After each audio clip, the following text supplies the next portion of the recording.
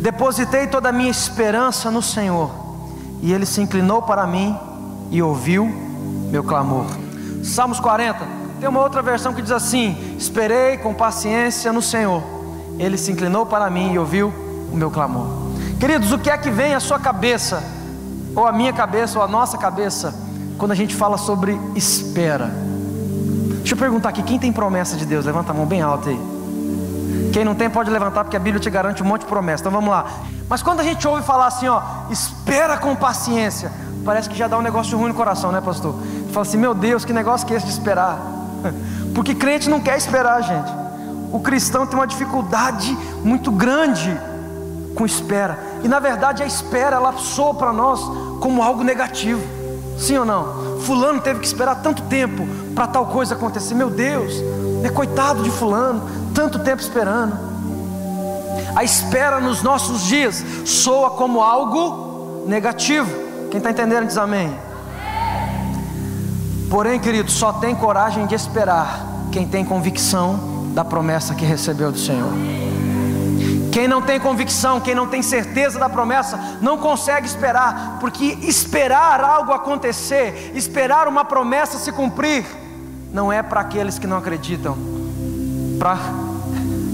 Só espera quem acredita. Olha para quem está ao teu lado, diga assim: só consegue esperar quem acredita. Abra comigo aí, Hebreus 6:11.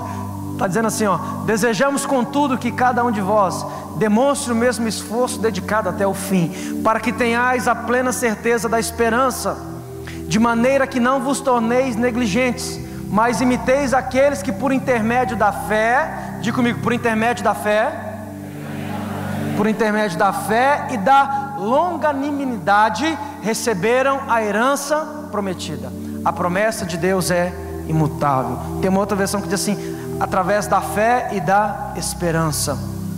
Esperar a promessa cumprir, querido, não é falta de fé. Esperar Deus fazer algo na sua vida não é falta de fé. Não pode soar como algo negativo, pelo contrário, só consegue esperar em Deus quem tem a convicção que Deus lhe prometeu. Só consegue esperar, querido, o cumprimento da promessa quem tem convicção daquele que prometeu. As promessas não se herdam apenas com fé, mas com paciência e espera. Diga comigo, a promessa se herda com paciência e espera. Vamos lá? Quanto tempo Abraão esperou para a promessa dele? 25 anos. José, quantos anos? 13 anos. Jesus, 30 anos para poder começar a fazer alguma coisa. Eu sei que Deus prometeu grandes coisas ao seu respeito. Eu sei que Deus prometeu coisas incríveis. Eu sei que Deus prometeu, querido, que você vai ser um grande pastor, uma grande pastora. Eu sei que Deus prometeu que você vai ser um grande líder, pai de multidões. Eu sei que Deus prometeu que você vai ter uma esposa maravilhosa, um esposo maravilhoso. Eu sei que Deus prometeu que você vai ter uma vida financeira abençoada, abençoadora. Eu sei que Deus prometeu muitas coisas para você. Mas, querido, não pense que Deus faz mágica.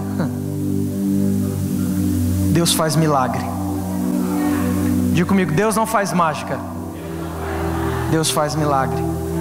Mas sabe qual é o problema da espera? É que nós vivemos a geração Nissim e Miojo. Nós estamos vivendo uma geração de crente Nissim e Miojo. É o crente Nissim e Miojo. Sabe por quê? Que é tudo em 3 minutos. Eles acham que a promessa de Deus ela é igual nesse miojo, só pegar e colocar na panelinha para ferver 3 minutos, pronto. Deus me prometeu a prosperidade, põe na panela, ferve 3 minutos, pronto, sou rico. Deus me prometeu ser um grande líder, coloca na panela, ferve. Geração nesse miojo, que é tudo com 3 minutos. Geração micro-ondas, põe no micro-ondas rapidinho, acontece. Nós não temos, querido, a capacidade, a condição, o entendimento de entender que quanto mais a demora, é porque maior é a promessa. Quanto mais a demora, é porque Deus está trabalhando. Querido, presta atenção. Pastor, então você quer dizer que quando Deus me prometeu, aí agora Ele foi correr fazer o que Ele me prometeu? Não, Deus não é irresponsável. Deus não é... Nós fomos hoje almoçar na casa de um pessoal e eles prepararam um almoço top para nós. Show de bola. Eu tenho certeza que eles ficaram preparando aquilo ali há tempo. Imagina se eles chamam a gente para almoçar, a gente chega na hora do almoço, eles falam: pastor, peraí que eu vou ver o que tem aqui para comer. Pastor, as carnes estão tudo congeladas, vocês comem ovo?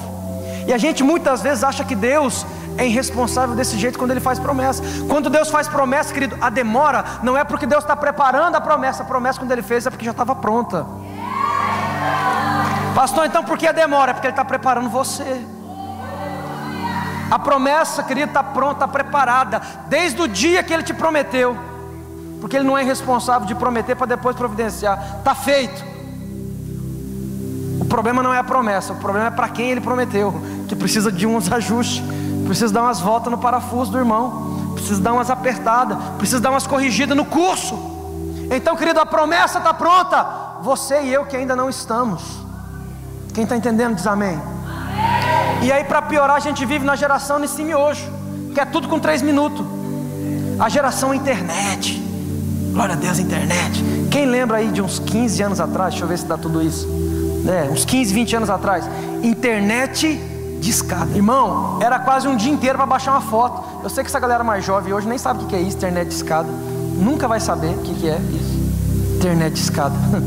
Só nós que viveu essas coisas boas da vida. Quase um dia inteiro, ficava baixando assim a foto, ó. Cada coisinha assim era uma linhazinha da foto que ia baixando. E demorava, irmão. Demorava. Hoje, quando você clica para baixar uma foto no celular, demora 3 segundos. Você fala: que porcaria de internet. Sim ou não? Essa internet não presta, porque nossa, já 5 segundos que eu estou tentando baixar e não baixa, certo?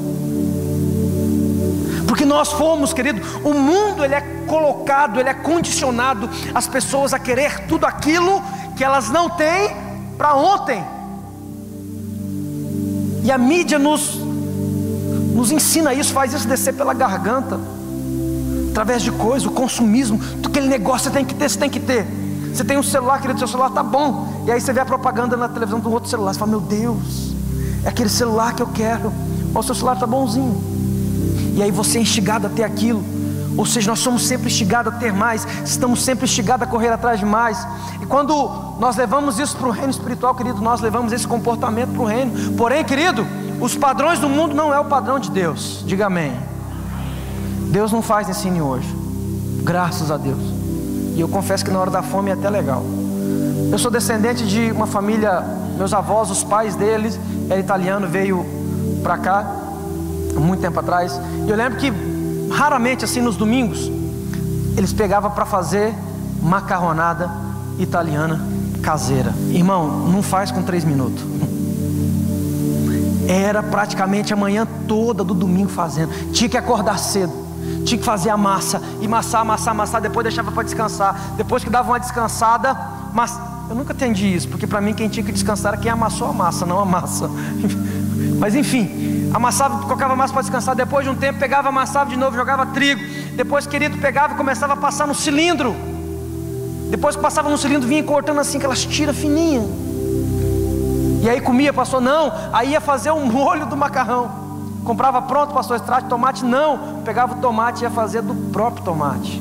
Querido, era quase a manhã inteira para fazer o tal da macarronada italiana. Mas eu garanto para você que nem se compara o sabor da macarronada com o Nissin miojo. Se você quiser Nissin miojo, querido, você mesmo consegue fazer. Mas se você quiser as macarronadas espirituais que Deus tem para a sua vida, tem um processo, existe um tempo, existe algo sendo preparado. E esse algo, querido, na verdade não é algo, existe alguém sendo preparado, e esse alguém é você, que está sendo preparado para receber aquilo que Deus prometeu para a sua vida, para a sua família, para a sua casa, para o seu casamento, para o seu relacionamento. Nós vimos aqui a história de grandes homens de Deus que esperaram por muito tempo. Moisés, Abraão, Jesus esperou 30 anos para começar. A Bíblia diz que com 12 anos Jesus já ensinava no templo, ensinava os líderes do templo, com 12, mas teve que esperar até 30 para começar o ministério. Porque, querido, existe um tempo para todo mundo. Se teve tempo até para Jesus, você acha que você é o bonitão? Vai chegar já valendo. Oh Deus, corta eu na fila aí. Oh Deus, coloca o meu, adianta o meu lado. Olha para quem está lá e fala assim: irmão, Deus não adianta o lado de ninguém. Tem que respeitar a fila. Amém? Abra comigo aí Gênesis 37. Não dá para a gente ver a história de todos eles, mas vamos ver a história de uma pessoa que esperou um tempo bom. Gênesis 37. Ora, José teve um sonho e contou aos seus irmãos, que passaram a nutrir ainda mais raiva dele. José lhes disse: ouvi o sonho que eu tive.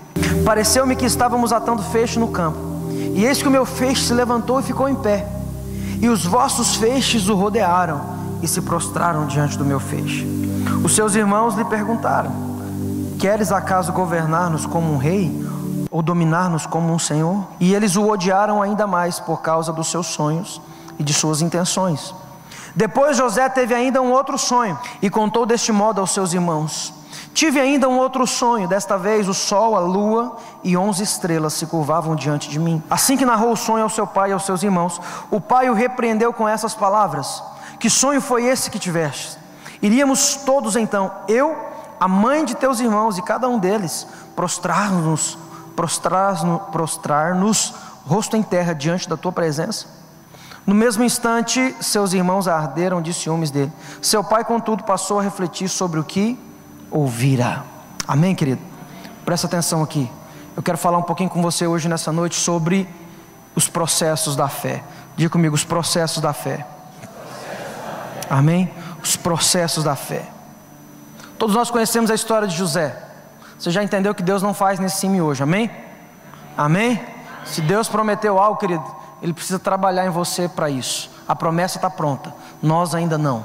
Então por isso Ele precisa trabalhar. Por isso se chama os processos da fé, os processos da vida, que muitas vezes nós não entendemos.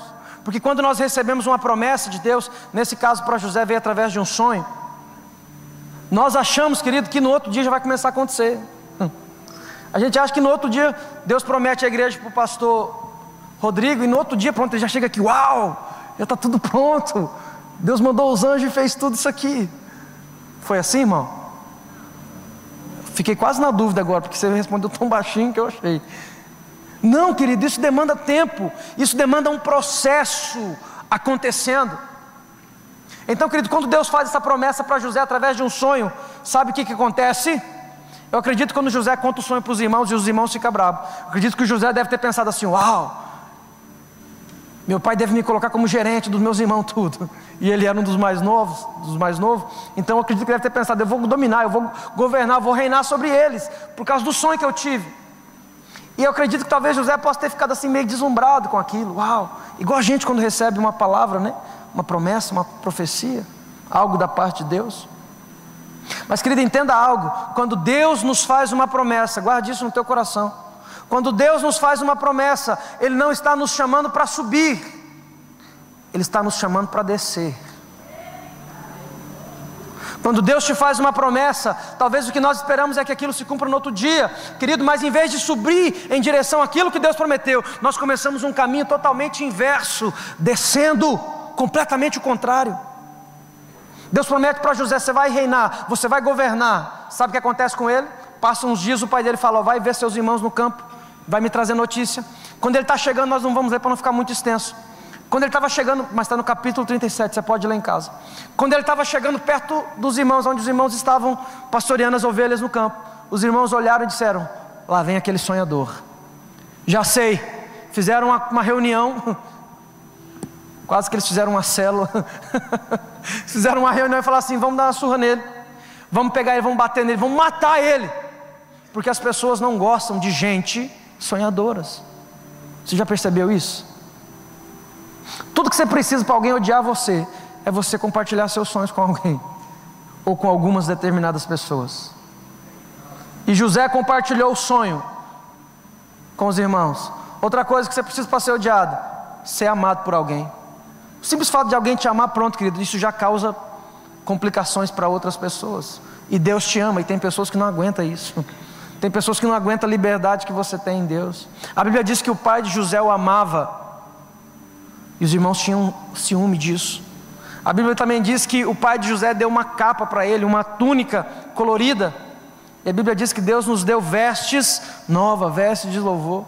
Então, querido, nós temos vários motivos para as pessoas nos odiarem, principalmente pelos nossos sonhos, que graças a Deus são grandes, pelas promessas que Ele tem gerado em nosso coração. Mas o que nós temos que entender, o que eu preciso que você saia daqui nessa noite entendendo é que a promessa de Deus não é um convite a subir, é um convite a descer. A promessa de Deus não é um convite a ganhar, é um convite a perder. Ah, pastor, não quero isso não.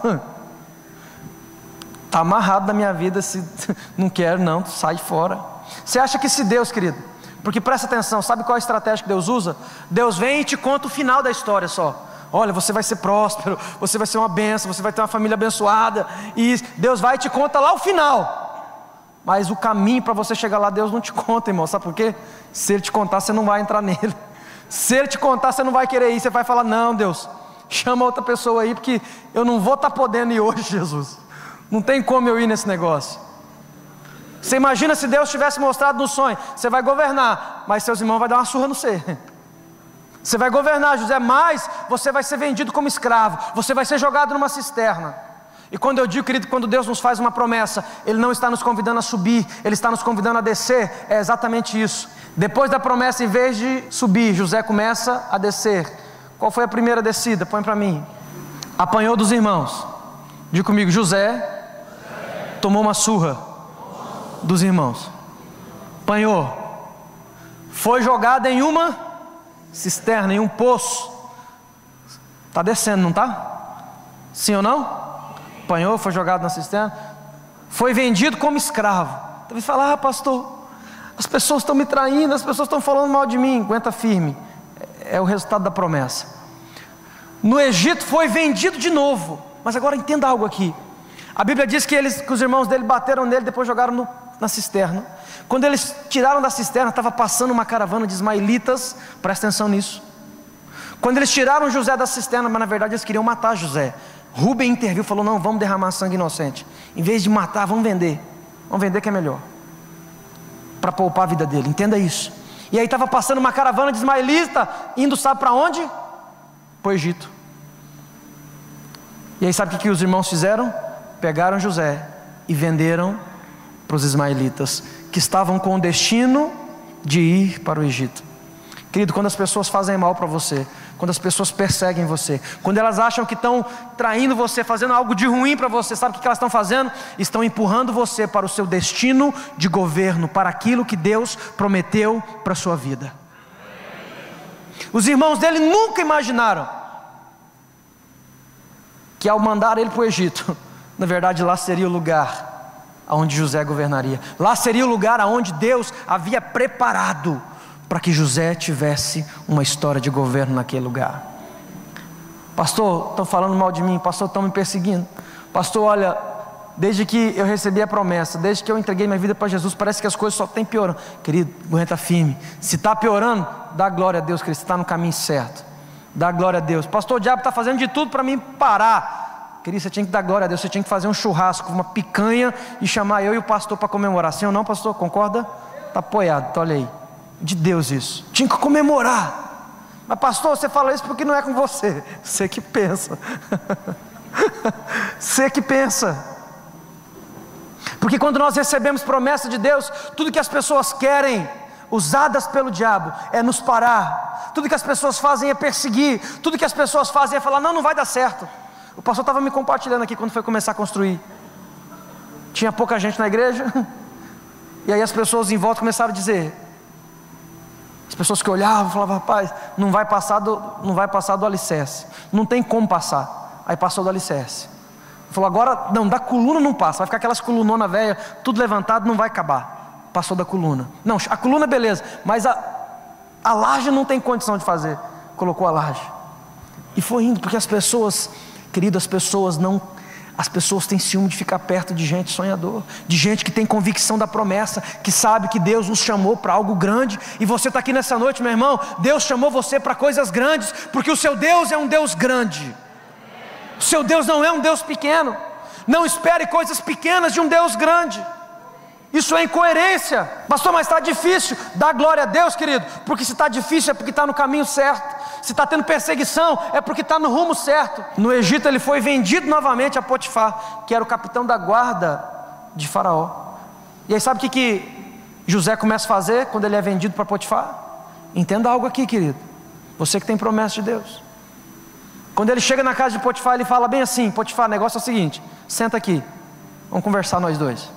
Lá na minha casa, eu era bem cuidado pelo meu pai, eu era bem tratado, porque eu era o filho dos filhos mais novos. Então, por favor, venha aí um serviço leve para mim, porque minha mão não tem nem calo nela, Potifar. O negócio de trabalhar não é muito comigo não, tá? Vem um negócio mais leve para mim fazer. Amém, irmão? Jamais. Sabe o que ele faz? Entenda isso. Ele começa a exercer a promessa de Deus, mesmo estando trabalhando como escravo.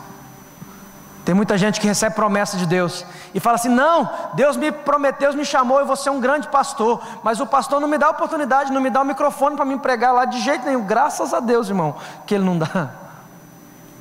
Porque nós não queremos passar pelo processo, a gente já quer começar lá de cima, mas quando Deus nos faz uma promessa, Ele está chamando a gente para descer.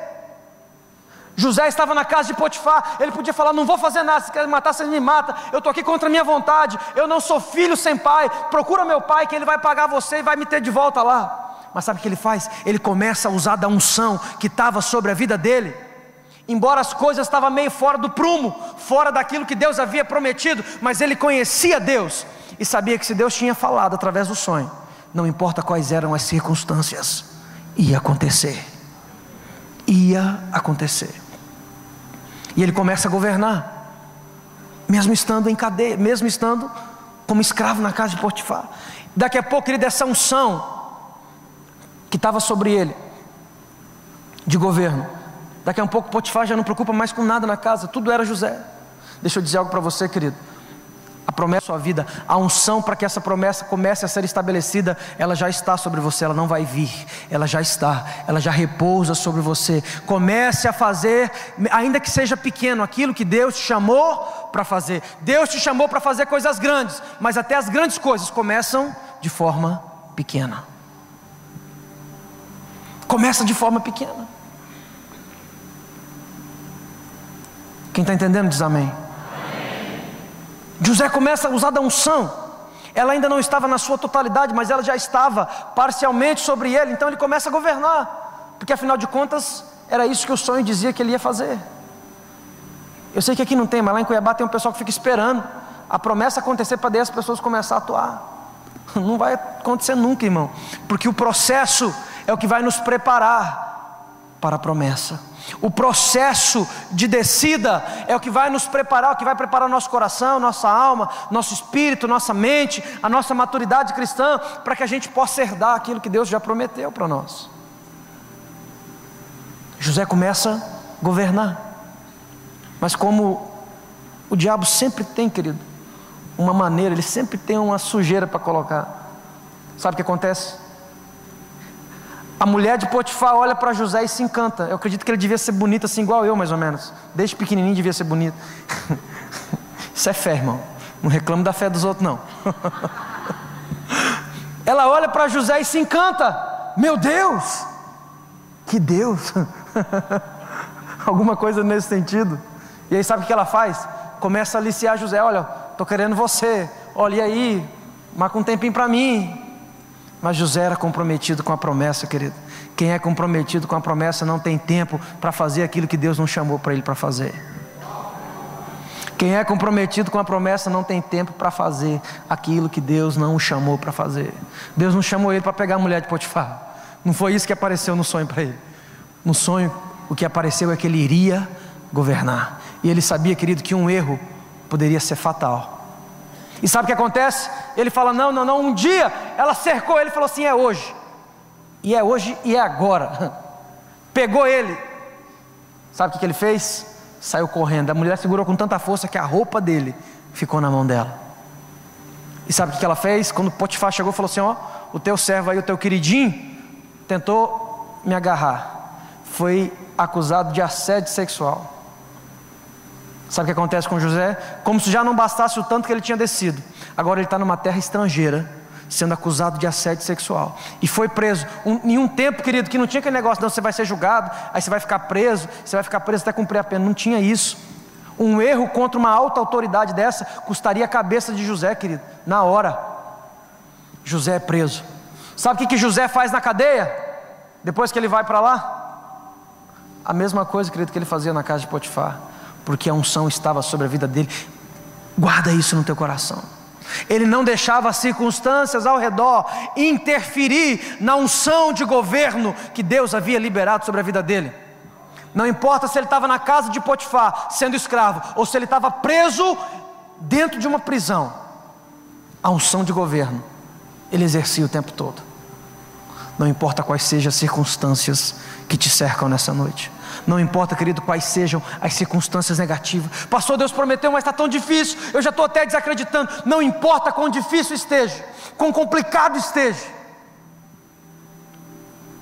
use a unção que Deus colocou sobre a sua vida, diante da promessa que Ele fez para você.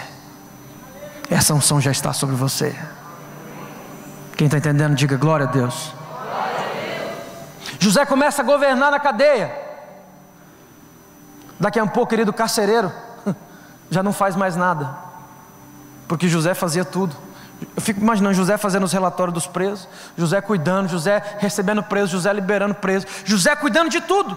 Um preso cuidando de preso, um preso estrangeiro cuidando de outros presos. A unção que está sobre a sua vida, querido, por causa da promessa, é mais poderosa do que você imagina. Se você soubesse o que essa unção que está sobre a sua vida é capaz de fazer. Quando Deus falou para você que você ia ser líder de célula, querido, isso não é qualquer coisinha não. Existe uma unção poderosa sobre a sua vida. Não é para ganhar uma família não, é para ganhar uma cidade para Jesus. Porque o seu Deus é um Deus grande. Não espere coisas pequenas de um Deus tão grande. Embora até um Deus grande, quando Ele vai fazer algo em nós, começa de forma pequena, mas não fica pequeno para sempre. Ele chamou você para coisas grandes. Ele chamou você para ser um grande empresário, querido, para ser um grande mantenedor na obra. Ah, pastor, mas eu já tentei abrir uma empresa, quebrei, depois quebrei de novo, e depois quebrei de novo. Glória a Deus, meu irmão. Agora você já tem a experiência 3 vezes do que você não precisa fazer, do que você não pode fazer. Vai para a 4ª.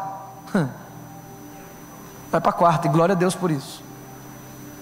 Pastor, já quebrei 10 vezes. Glória a Deus, irmão. Você tem a experiência de ter quebrado 10 empresas. Olha que bênção. Poucas pessoas têm esse currículo. Você já sabe 10 vezes o que você não pode fazer. Vai para a 11ª. Porque se Deus prometeu, Ele não se enganou, querido. Ele não é homem para mentir, nem filho do homem para se arrepender. Se Ele falou algo ao seu respeito, é porque já está pronto. Só falta você agora. Só falta a sua parte. Só falta você, querido, entender que você está dentro de um processo. Pastor, estou sentindo que Deus me abandonou. Não, querido, Ele não abandonou. Ele só colocou você no caminho para que a promessa se cumpra. É que Ele nunca vai mostrar o caminho, Ele só mostra o final. E glória a Deus por isso. O final é maravilhoso, querido. É um grande empresário, é uma família bonita, é um pastor de multidões, é um líder de excelência. Glória a Deus, o final é esse. Mas o caminho é um pouquinho diferente. Quem está recebendo, diga glória a Deus. José começa a governar dentro da cadeia, cuida dos presos, organiza tudo. Daqui a um pouco o carcereiro descansa, não faz mais nada. José na cadeia. Daqui a um pouco chega 2 prisioneiros lá, o copeiro e o padeiro do rei. Foram acusados de conspiração contra o rei, de tentar matar o rei. E aí eles foram para a cadeia porque uma investigação estava sendo concluída para saber se eles eram culpados ou não. Certo dia, querido, o copeiro acorda e fala assim: rapaz, estou meio ruim. José fala: o que foi? Eu tive um sonho. José falou: esse negócio de sonho eu sou bom, conta para mim esse sonho, deixa eu ver. Quando ele conta o sonho para José, José interpreta e diz: segundo o sonho que você me falou, daqui 3 dias você vai ser restituído ao seu posto, e você vai voltar a servir bebida na mão do rei. E aí o padeiro animou, falou: uau, também tive um sonho.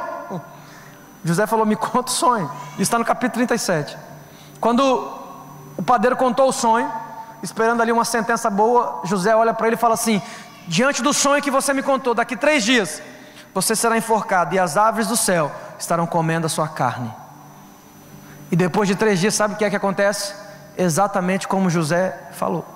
Mas agora presta atenção, você está na cadeia, você está preso, acusado de conspiração contra o faraó. Você está ali sem saber se você vai viver ou vai morrer.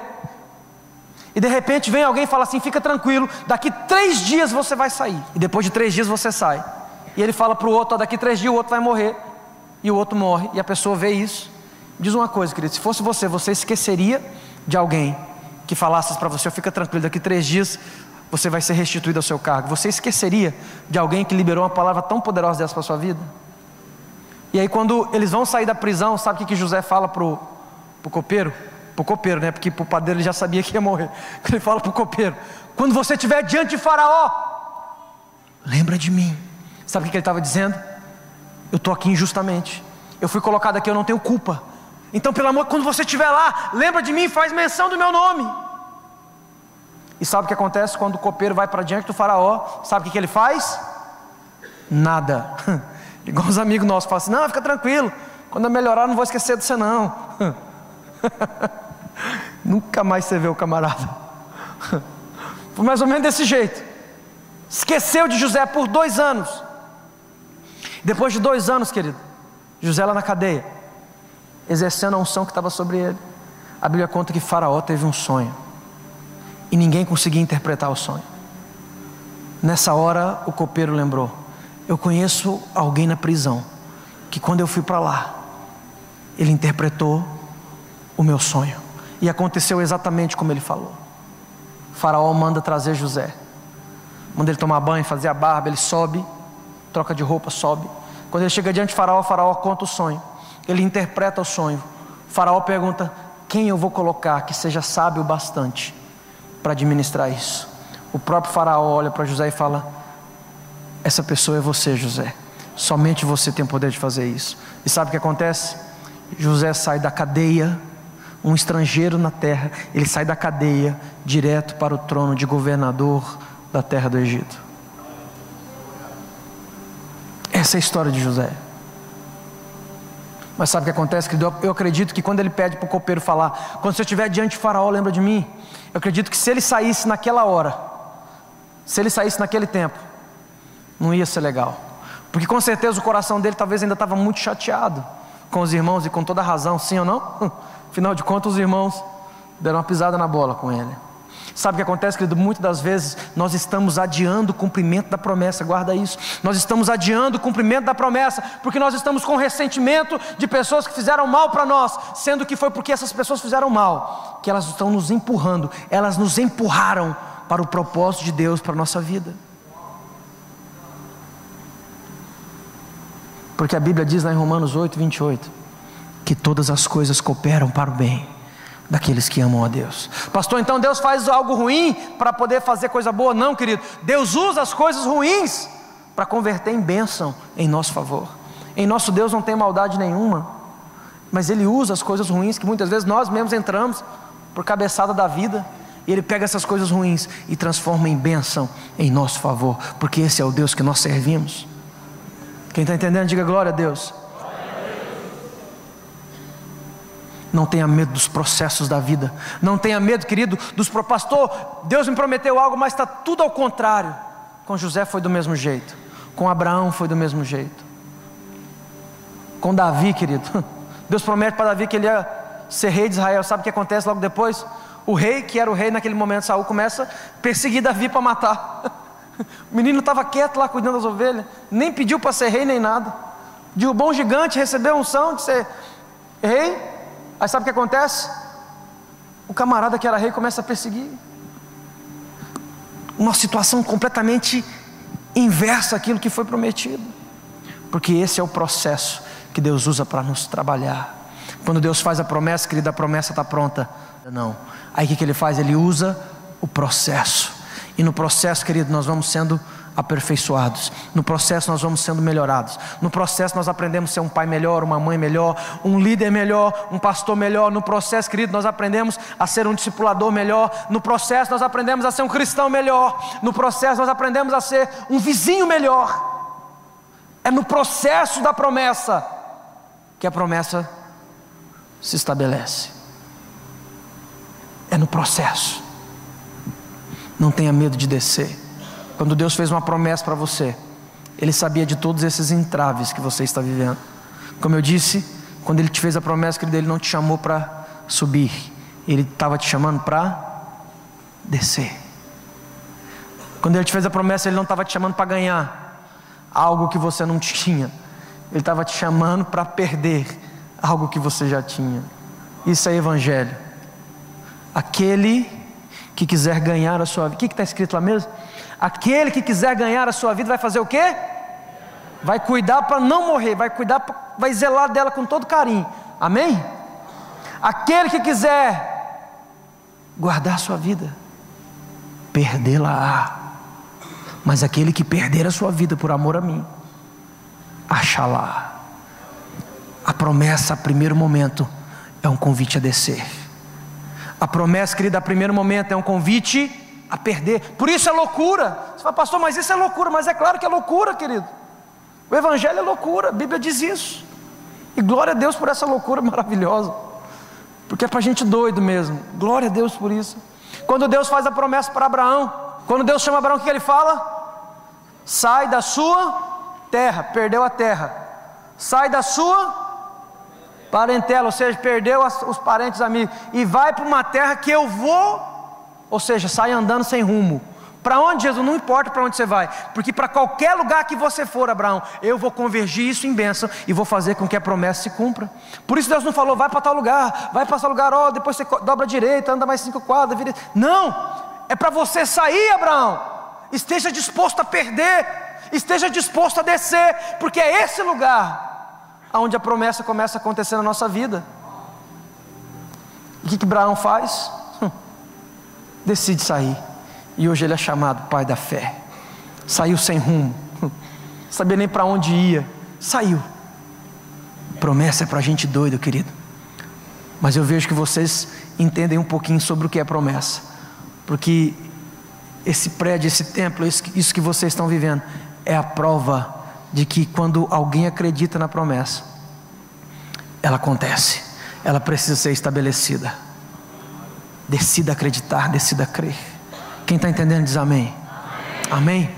Eu quero só falar com você rapidinho aqui, para a gente finalizar, a diferença sobre provação e tentação.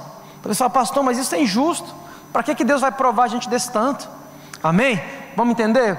Diferença entre provação e tentação. Tiago, meus amados irmãos, considerai o motivo de júbilo o fato de passardes por diversas provações, porquanto sabeis que a prova da vossa fé, diga comigo, a prova da fé, diga comigo, o processo é a prova da fé, sabendo que a prova da vossa fé produz ainda mais perseverança. Amém, queridos? Isso é provação. Coloca o versículo da tentação. Entretanto, ninguém ao ser tentado deverá dizer, estou sendo tentado por Deus. Ora, Deus não pode ser tentado pelo mal, e a nenhuma pessoa tenta. Pastor, mas tentação e provação não é a mesma coisa? Olha para quem está ao teu lado e fala assim, não, não, de jeito nenhum. O que é tentação? Vamos começar primeiro pelo pior. Tentação, querido, tentação é o diabo querendo tirar de dentro de você o pior. Tentação é quando, querido, o diabo usa a circunstância ao seu redor para tirar de dentro de você a sua humanidade. Eu falei que não compensava acreditar nesse negócio, ir nessa igreja. Eu falei que não adianta esse negócio de orar, que não adianta esse negócio de liderar. É difícil, esse povo não merece que ninguém cuida deles. Não sei o que tem. Sabe o que é isso?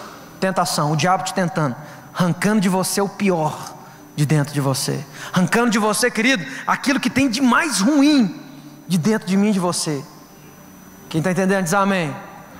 Provação, se a tentação é o diabo querendo tirar o pior, querido, a provação é completamente contrário. Provação, querido, é Deus usando a circunstância, é Deus usando, querido, as provas da fé para tirar o melhor de dentro de você. A mesma situação que o diabo usa para tirar o pior, Deus usa para tirar o melhor de dentro de você.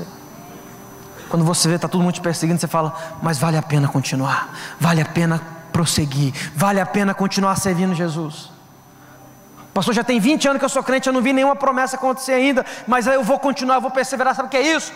Tudo ao seu redor está dizendo para, mas de dentro de você está sendo tirado o melhor, está sendo tirado, querido, a essência de Deus, a fé de dentro de você. E você fala, tudo fala para mim parar, mas eu vou continuar, eu vou prosseguir.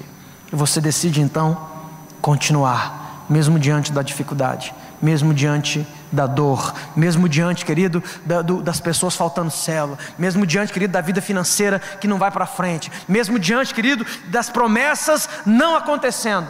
E embora ainda, e o pior é que às vezes, além de não acontecer, parece que você está caminhando no caminho contrário à promessa. A promessa está para lá e você está para o outro lado. Você fala, meu Deus, está errado. E aí você fala, não, mas eu vou decidir acreditar. Eu vou decidir crer. Isso aqui não vai ser uma tentação, isso aqui vai ser uma provação. Eu vou deixar Deus tirar o melhor de dentro de mim. Eu vou deixar Deus arrancar minha fé do meu coração diante dessa situação. Eu vou dar glória a Deus. E eu vou mostrar que embora está tudo dizendo para mim parar, eu vou continuar. Quem está entendendo, diga amém. Amém, queridos? Essa é a diferença de tentação para provação. Tentação é o diabo, querido, usando tudo de ruim para tirar o pior de dentro de você. Por outro lado, provação é Deus usando essas coisas que estão ao seu redor de ruim, para que o melhor saia de dentro de você.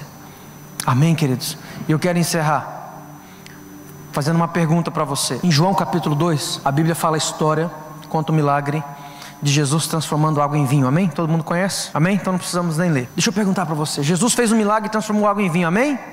Amém? Quantas outras vezes você viu água sendo transformada em vinho? Pergunta, como diz o pastor Rodrigo, pergunta de R$1 milhão.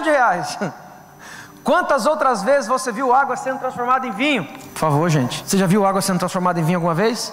Pastor, eu já vi água sendo transformada em vinho. Levanta a mão, deixa eu ver. Pastor, eu nunca vi, só ouvi falar que Jesus transformou água em vinho. Levanta a mão, deixa eu ver. Deixa eu dizer um negócio para você, querido. Água é transformada em vinho muito antes de Jesus ter feito o milagre de transformar água em vinho. E não parou ali. A água continuou sendo transformada em vinho depois que Jesus fez o milagre da transformação da água em vinho. Sabe o que acontece? Existe um processo. Chove, molha a terra, molha a parreira, a videira, né, que é o fruto, o caule lá da árvore não, do negócio que vai dar a uva, a videira.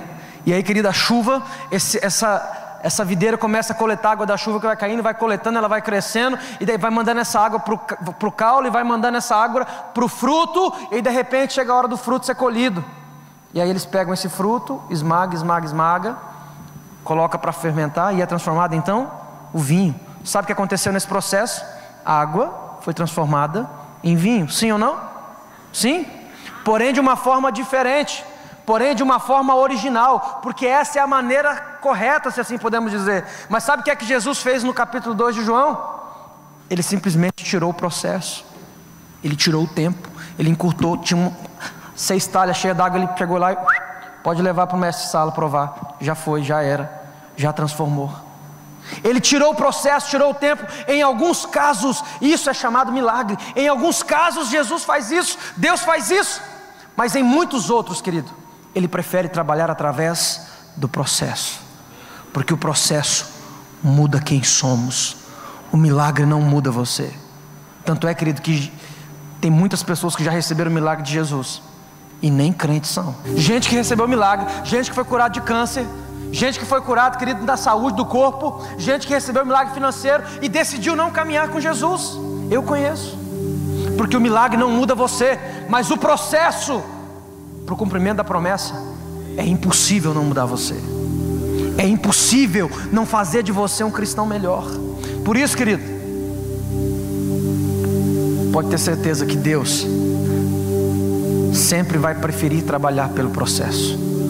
Uma vez na história nós ouvimos falar o relato que Jesus transformou água em vinho, mas todas as outras vezes que existe vinho foi através do processo. Deus pode fazer um milagre na sua vida, querido, Ele pode e Ele faz, e eu creio nisso, eu sou prova viva disso. Mas também, querido, se Ele prefere trabalhar através do processo, abra teu coração, receba o processo acontecendo. Deixe, querido, que esse processo tire o melhor de dentro de você, e as pessoas vão olhar isso, e isso vai fortalecer a fé das pessoas que estão perto de você. Isso vai fortalecer a sua fé que está vivendo nessa circunstância.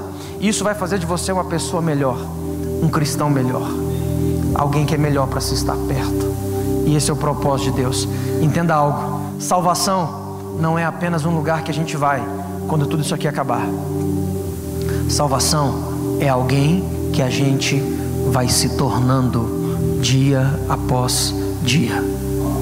Não é apenas um lugar. Tem gente que estou salvo, eu quero ir. Não, querido, isso aí já está certo, está tudo beleza, o passaporte está carimbado. Se preocupe agora, querido, em se tornar essa salvação que te alcançou. Isso é um processo. Deus quer fazer isso com a sua vida.